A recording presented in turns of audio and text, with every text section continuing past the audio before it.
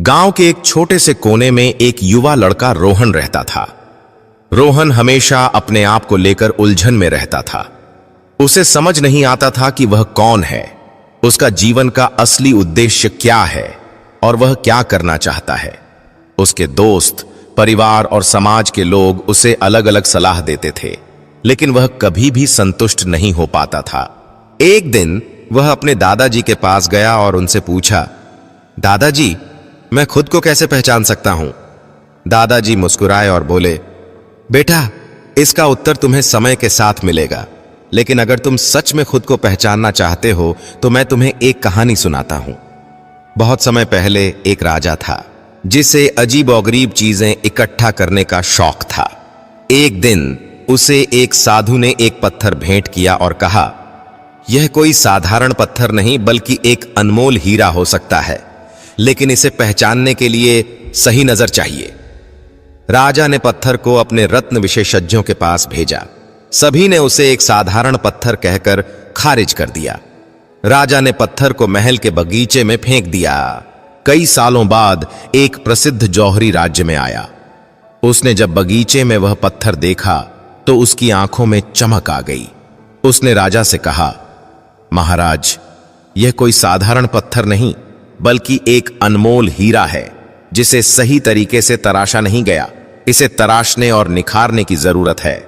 राजा को विश्वास नहीं हुआ, लेकिन जब पत्थर को तराशा गया तो वह चमचमाता हीरा बन गया। राजा को तब समझ आया कि जो चीजें साधारण लगती हैं, असल में उनमें बेशुमार संभावनाएं छुपी होती हैं। दादाजी ने कहानी खत्म की और रोहन की ओर देखा। बेटा, तुम भी उसी हीरे की तरह हो। अगर तुम खुद को पहचानने की कोशिश करोगे, अपनी कमजोरियों को सुधारोगे और अपनी काबिलियत को तराशोगे, तो तुम एक अनमोल रत्न बन सकते हो। रोहन ने गहरी सांस ली और समझ गया कि खुद को पहचानने के लिए आत्मविश्लेषण, धैर्य और मेहनत की जरूरत होती है। दादाजी ने रोहन को कुछ महत्वपूर्ण बातें बताईं। अपनी रुचियों को समझो। जो चीजें तुम्हें सबसे ज्यादा खुशी देती हैं, उन्हीं में तुम्हारी पहचान छुपी होती है। 2, गलतियों से सीखो। हर गलती तुम्हें अपने बारे में कुछ नया सिखाती है। 3, नए अनुभवों का सामना करो। खुद को पहचानने के लिए नई चीजें आजमाओ। 4, अंदर की आवाज सुनो।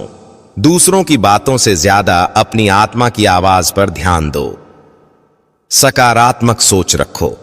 खुद को पहचानने के लिए खुद पर भरोसा रखना सबसे जरूरी है। रोहन ने इन बातों को अपने जीवन में अपनाया और धीरे धीरे उसने अपनी काबिलियत को पहचाना। इस प्रेरणादायक कहानी से हमें यह सीख मिलती है कि हम सभी के भीतर अपार संभावनाएं हैं, लेकिन खुद को पहचानने के लिए हमें धैर्य, मेहनत और सही दिशा में काम करने की जरूरत होती है।